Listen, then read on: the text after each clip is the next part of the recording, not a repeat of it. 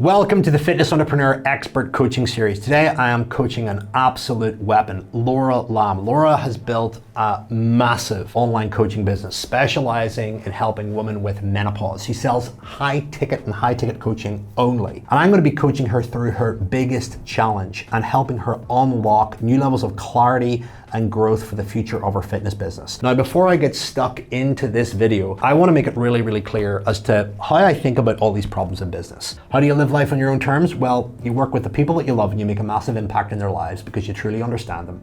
You truly like them. You make consistent profit from those customers and you use that profit to fuel your lifestyle and also fuel your business. There's a range of factors that allow you to build a really successful fitness business. And I'd love you to pause this video and go through all of these areas in terms of the marketing, the sales, and the delivery. And if you want actual help and accountability with those areas, click below to speak with our client relations team to see where the blind spots are in your business and how you can add an extra zero to your bottom line this year by working half as much. Definitely worth a chat. In this video, I'm going to be teaching Laura all about team and how to improve the decision making around leading and managing a team and how to know as you grow when certain team members kind of falling behind, when the business outgrows team members, and ultimately how do you replace those team members, plus a ton of other really cool and useful insights. And by the way, if your business isn't at this level yet, doesn't matter. These are going to be problems that you're going to grow into. So it's better being aware of them than it is walking in completely blind and not knowing how to fix it. So watch me coach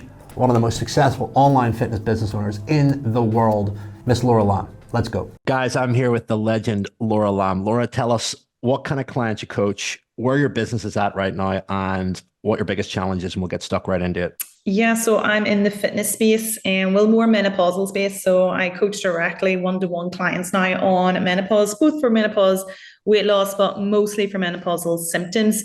We're currently doing multiple seven figures a year. And my kind of challenges, growth pains probably is not so much scaling. I'm okay with marketing. I know how to get my leads. I know how to get more leads. It's actually like a growth of a business, like in behind, like people, operations.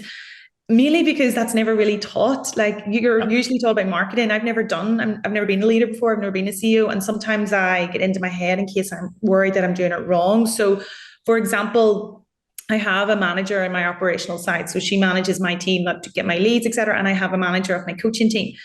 But I am sometimes unaware or unsure of how do I continue to train them? How do I continue to develop those people? I get afraid that I've kind of sometimes it's been like, okay, you handle that and I'll go do something else. And then it doesn't handle and then I keep getting pulled back in. So obviously that for me is a sign that I've done something wrong in the training. So how would I go about doing that a little bit better? All right. So we'll break this down into when do we hire a manager for a particular department and how do we get them up to speed and then how do we manage them? So the first thing you've really got to ask yourself is when is the right time to hire? And the right time to hire is when your drive to do the role starts to diminish. Okay. And you actually realize that, you know what? I don't want to do this anymore. I feel like I am getting sucked into the weeds. I don't like the project management side of it, the chasing around. It's taking up a lot of bandwidth. Usually in a managerial role or somebody that's the head of a department, marketing, sales, client delivery, there's an awful lot of open loops. So what project needs finished? What team member needs a private one-on-one? What team member is discussing they want more money or is potentially thinking of leaving?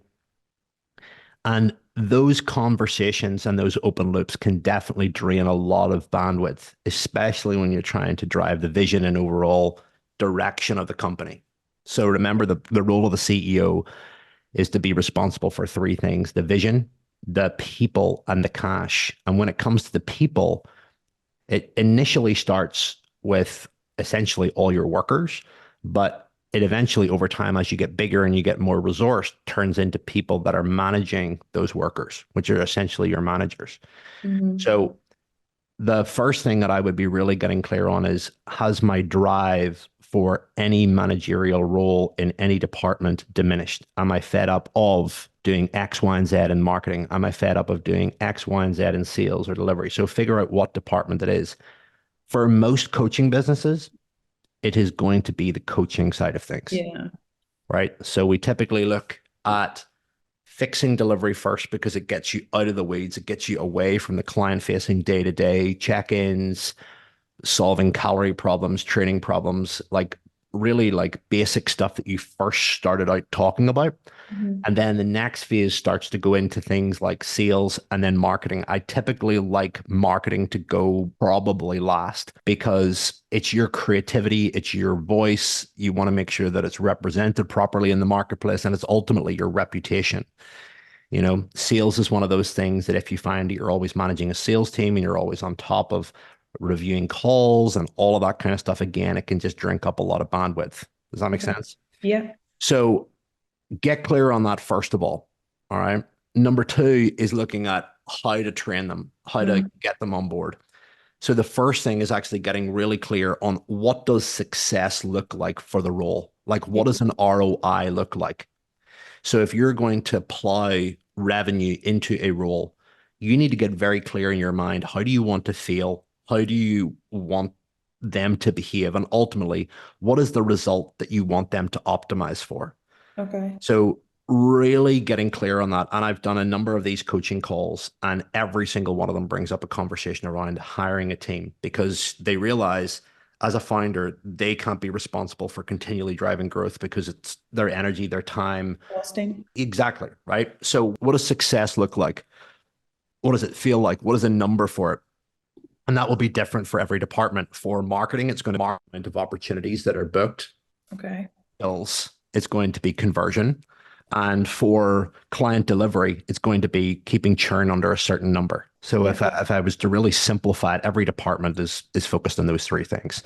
Okay. So the third thing is what does a daily, weekly, monthly checklist of key actions look like? And technically that's a mirror on what you have already been doing.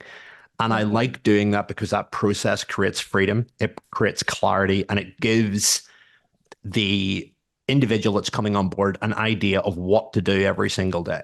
Then the Mhm. communication and reporting, the communication formally in terms of every single week, what's reported, what's brought up, how are the meetings structured, and then also off the cuff communication. So making them aware that, okay, there might be communication outside of working hours. There might be communication on weekends. Tools, what tools do they need to set up? What tools do they need to master? And then most importantly is decision making, right? So I'm going to draw a quick little model here. This is really simple. So the first thing that you really need to get clear on is the team are only going to make decisions when you step back. They are not going to make decisions if you're always still in the weeds. Because, oh, Laura's walking around here. Let's just make her make the decision. The reality is you want these managers to make decisions. Okay. And there's a couple of things that I want to bring up, two things in particular. One, you set the rule and culture that they're never to come to you with a problem. They're only to come to you with a problem and three possible action steps of what they're thinking. And the only thing that they're asking for you is a soundboard on whether or not you're agreed with those. And I'm a huge fan of a very simple measure that we use called the confidence score. All right. And the confidence score essentially is very simple. When it comes to making decisions, you score them on a scale of 0 to 10. And essentially, anything below 5, generally speaking, is not feeling confident. Anything above 5 is being confident. And here's the way that I set it for the team is that if your confidence score is below a 7, you need to reach out and ask. If your confidence score is between a 7 and a 10, take action. Yeah. Okay. And the beautiful thing about this is when it comes to decisions, when it comes to even conversations with team members, the beautiful thing that I really love is that I can ask, what's your confidence score on the project being completed for Friday? 9. I don't need to ask any questions. What's your confidence score for the project being completed on Friday? 4. Okay, why? What's Okay. That's in the fine. way? Yeah. So it really just dials in communication Yeah. because you know as well as I, you can very easily get lost in the whole thick of it. And when you get lost in the thick of it, you just get into rambling and conversation. And then that drinks up bandwidth. So you want that communication to be tight, concise, crisp, and on the point. A couple of principles around this is number one, managerial people or higher level people in the company should be leading the invisible. So the decision making, the thinking, the strategy, the order of processes, they should be leading the invisible.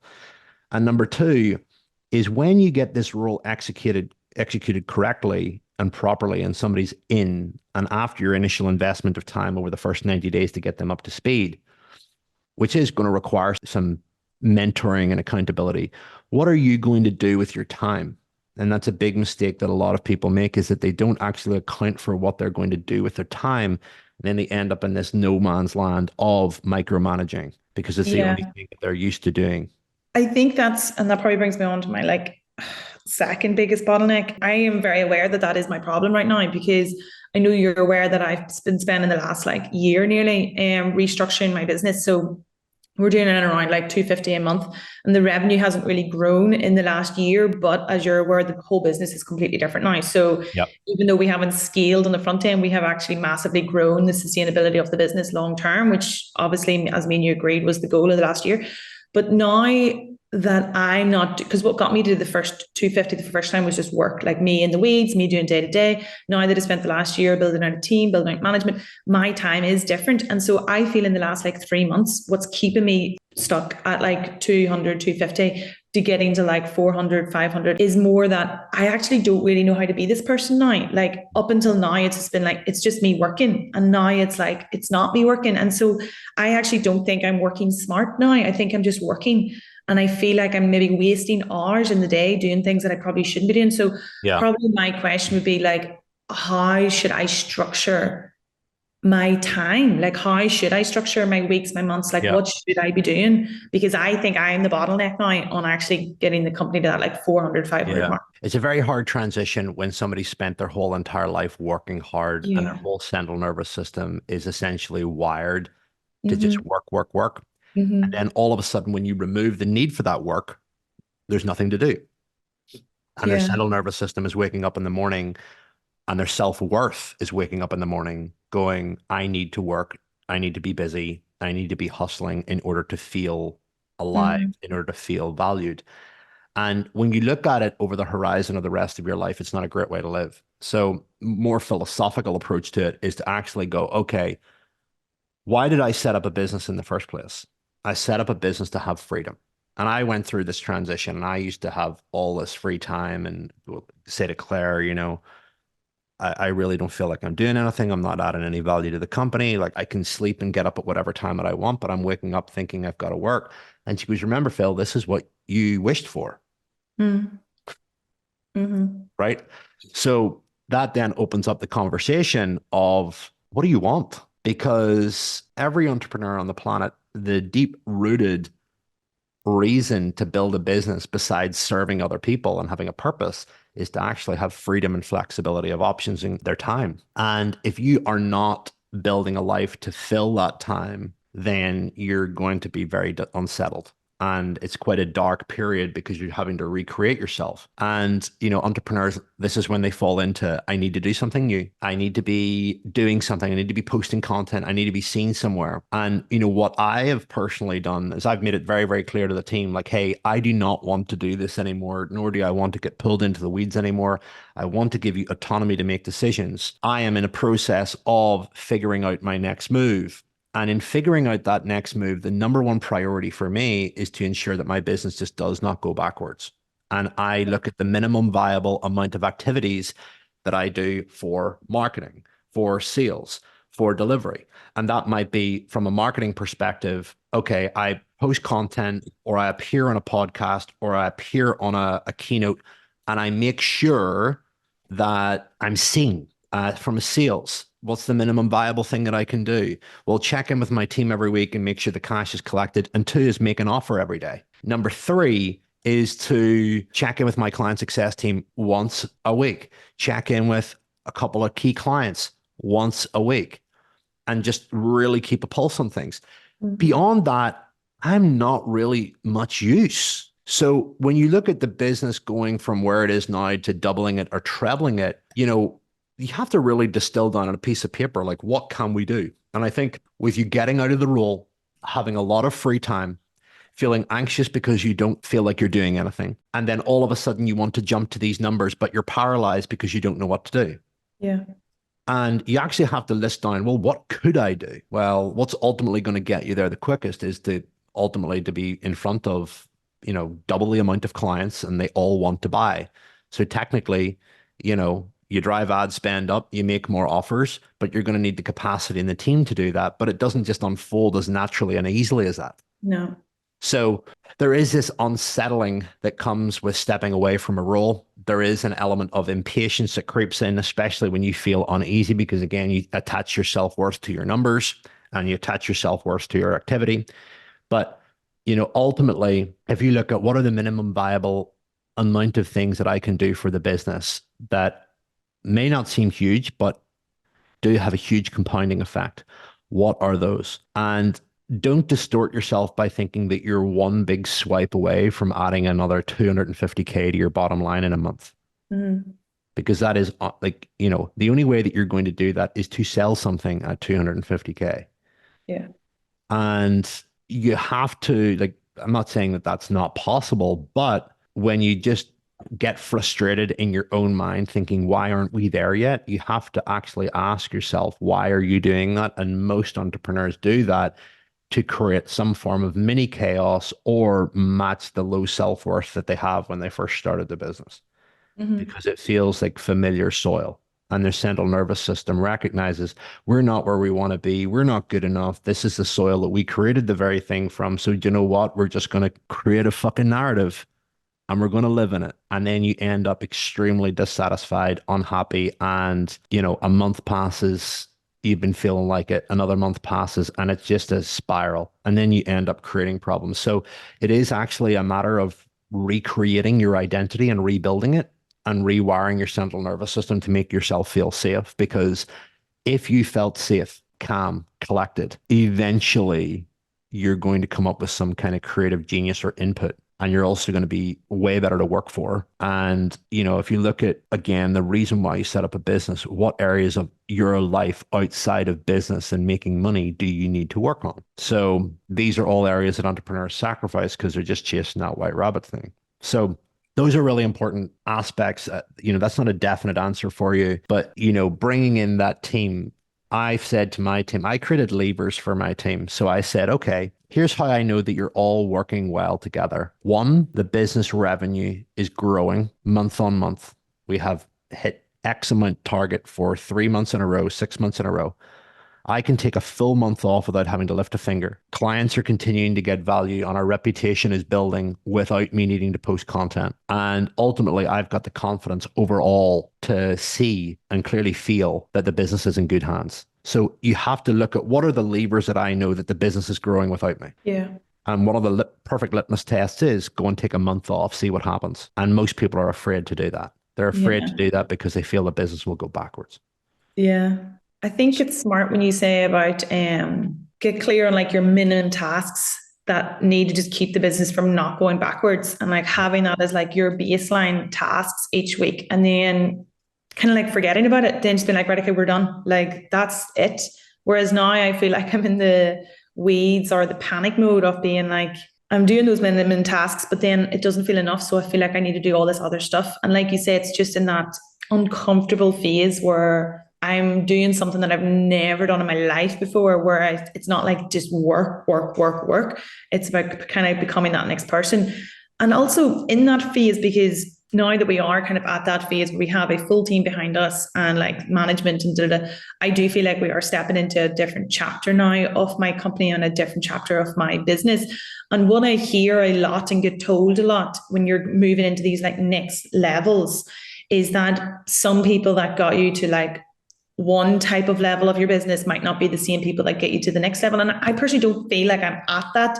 But like, what are the warning signs? Like, what are things that when you are going from level to level that you're kind of thinking like, okay, this isn't the right team, or this person got me to like, what should you be looking for in that situation? So I think if we boil this question down and we simplify it, is how do you know you've outgrown people inside your company? All right. So there's a couple of things that I want to make clear in this. First of all, you are going to outgrow people. Yeah. And you outgrow people when a number of things happen. Number one, the vision for the company gets bigger than what it currently is, and you get frustrated at the level that it's currently operating at. And then when you start turning the levers on to drive that result, there's obviously going to be more responsibility, more activity, and the Mm, current people in the roles can't handle it. And they vent and they express resent, complaining, they're annoyed, they're out of their routines. okay. Okay. And you will need to notice that in the communication in the day to day. You will notice that in the weekly communication. But most importantly, you'll notice it whenever you hire smarter people or whenever your vision takes an upgrade. So what happens is that when you bring in somebody smarter or your vision goes to the next level and it disrupts somebody's habitual behavior, Mm, that's when you start to see gaps. okay. So for example, let's say you had a coaching team and a head coach, and the previous head coach wasn't aligned with doubling or trebling the business, but you bring in a new head coach that is. Yeah. What happens is that you end up creating a concept called the law of the lid, right? So the law of the lid is when, in a circus, so you put a bunch of flies into a glass container and they fly up and they hit this invisible lid and they think that that's their reality. But whenever you take the lid off, they still fly up to the lid. They don't go any further because they're conditioned to realize that that's the environment. So when Mm, you bring somebody else in that's of a higher caliber and a higher vision, or yourself, and you raise the lid and they're still flying up to the level, then you can't get the result. This is the hard thing to realize. The truth is the result.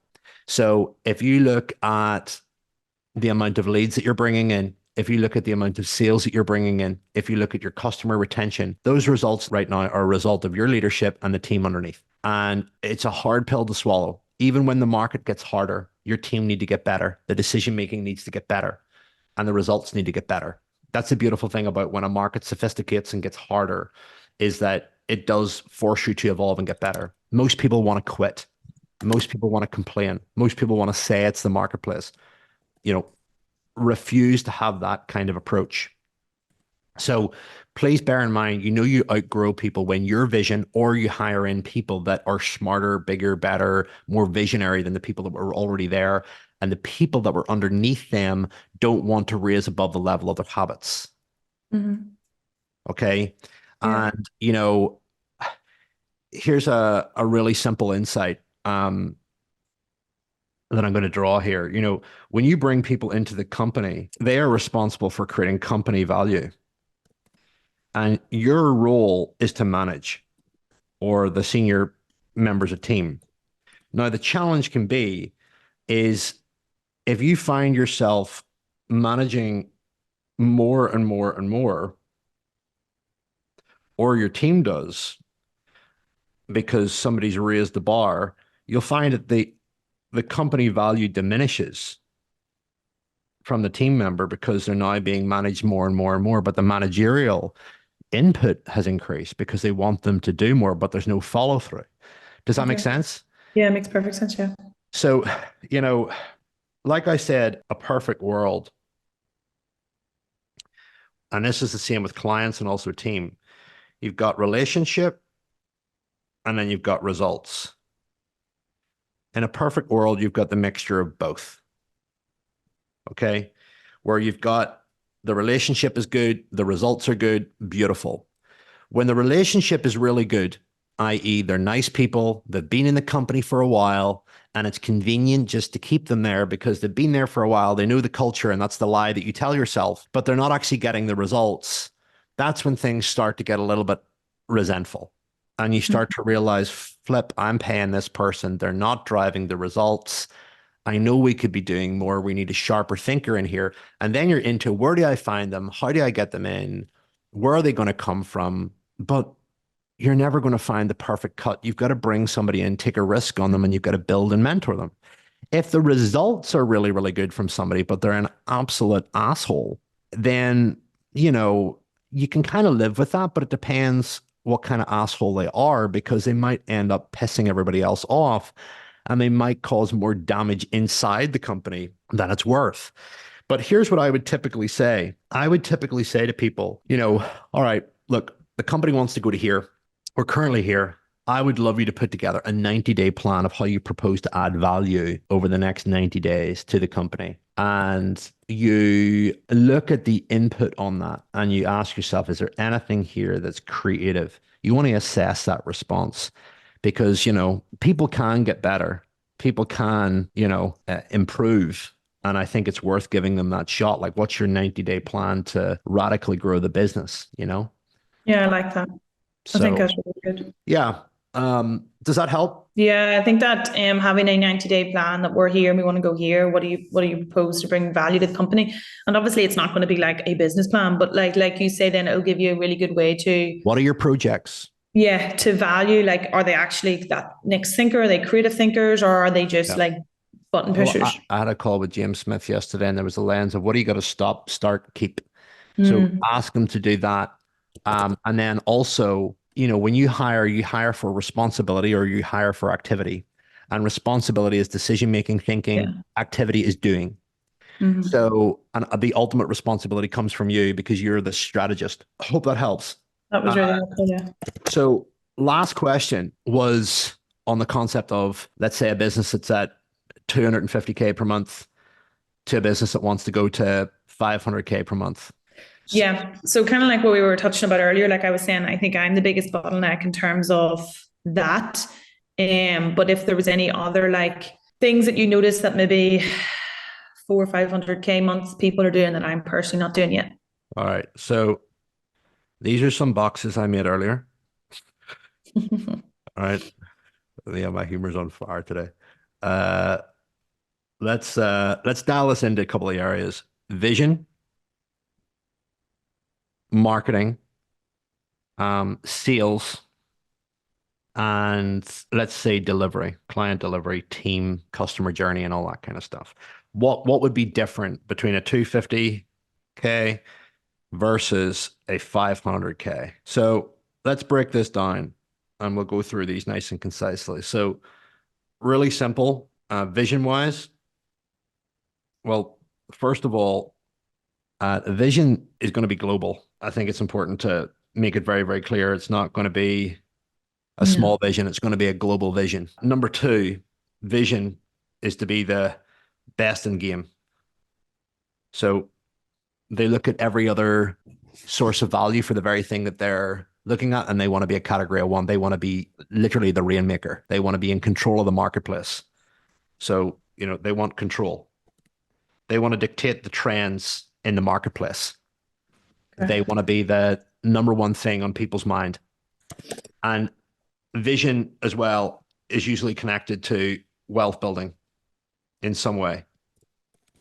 So they don't need the money from the business. Mm. The money from the business has already supported their personal needs and goals, but they've got some other connected goal with it, i.e., they want to use the funds of the business to fuel another business, other investments, or create family wealth slash sovereignty, through their vehicle. They're typically the number one disruptor in their family, and they've come in and they just want to recreate the norm for their family, if that makes sense.